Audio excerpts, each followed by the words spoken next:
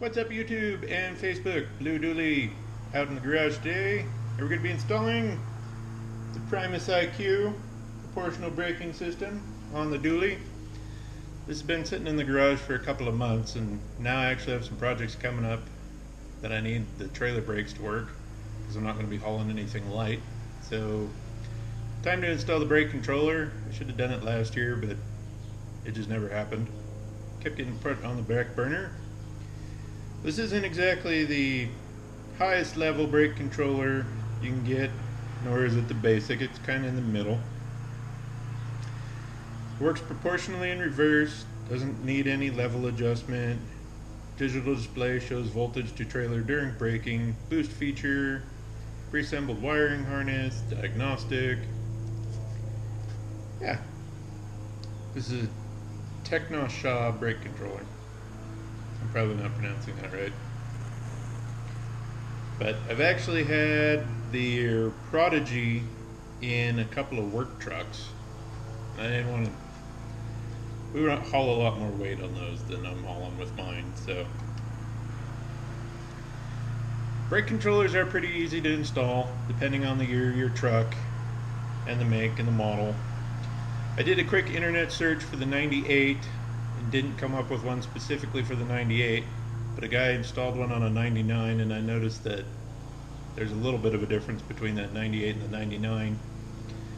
The 98's a half year, where they kind of, especially with the diesel side of the thing, they switched from the 12 valve to the 24 valve in 98. So depending on what part of the assembly production you have of a 98, part of the truck's 99, part of the truck's 97, and you won't know until you get into it.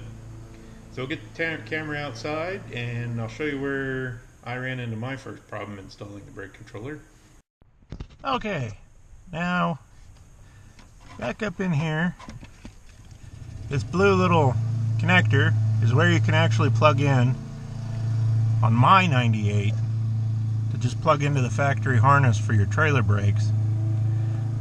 The video I saw on the 99, it was actually just hanging loose over here, so it was really easy to get to. Mine is stuck in there pretty good. I'm not sure if I can get that plug plugged in with it where it's that, or if I'm going to have to undo this big harness connector to get it plugged in. And I don't really have any place to set the GoPro, so we're going to give it a shot with the camera off, and then I'll come back on and tell you what I did.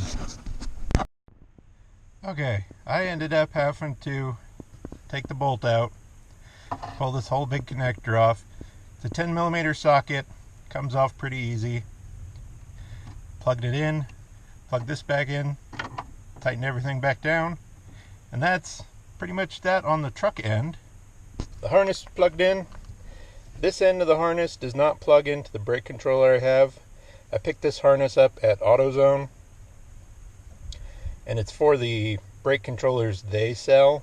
I could have got one from the dealer I picked up the brake controller I got, but I did not know at the time if my truck had the plug in it or not. Again, this truck's kind of been weird with what it has and what it doesn't have. So I picked this up today along with some butt connectors, and I'm just going to splice the brake controller harness into this, which is what you can do. And the wires are all color coded the same, so you just hook black to black, blue to blue, white to white, red to red, and you're good to go. I got a little other dash cleanup to do, and then I'll show you where we're going to mount my controller at. Okay, like I said, I have a bit of a mess. Do yourself a favor when you're splicing wires. Just get, come here, just get good butt connectors that you can crimp together. Don't use the house style twist togethers, those are a little silly. Just get good automotive butt connectors to do any of your splicing for any wiring you do, and you'll have a better connection and less likely that you'll create a short or have it ground out where you don't want it to, and then you're spending time trying to trace where your short or ground is. Just use a good connector the first time, and it'll save yourself a lot of headaches down the road. I've already done two. I just got to get the white and red done, put my dash back together and we'll go through where I'm going to mount mine at. That's kind of personal preference or how much stuff you have in your own truck. Alright, got it connected, mounted where I want it. Does the shift knob, even when I hold on to it, doesn't hit it, so I'm happy with where it's at. It's easy to get with my left or my right hand. The directions tell you how to set up the gain or how much juice the trailer brakes get when you tap on the brake. This particular controller tells you to drive along at 25 miles an hour and apply the trailer brakes. And you want the trailer brakes to grab, just not quite grab and lock up the tires, but you want it close to that. I need to fiddle tune with mine a little more, but overall I'm pretty happy with the product so far. Later this week we're going to load up a pallet and a half of roof shingles and some posts and a bunch of 2x4s because I'm going to help James build a little shop. So I wanted to have this installed on the truck before I started hauling anything really that heavy, as opposed to just some tree branches and junk to the dump. So the truck's off. The brake controller shuts off after 15 minutes of no action.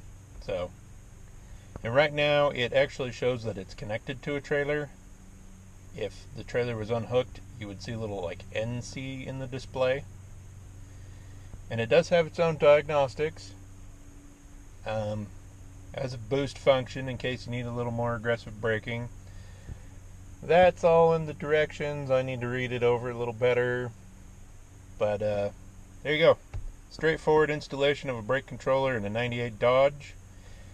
Hope you enjoyed the video, or at least kind of gave you the confidence to try installing it yourself. Again, since all it is just plug and play, it's pretty straightforward. I'd imagine Chevy and Ford, if they come with a trailer pack or tow package, kind of like Dodge, it already has the whole truck wired for it. You just need to install the brake controller. If it's an older truck, you probably have to do a little more work and wire up the entire system yourself. Have a good one, and we'll catch you in the next video.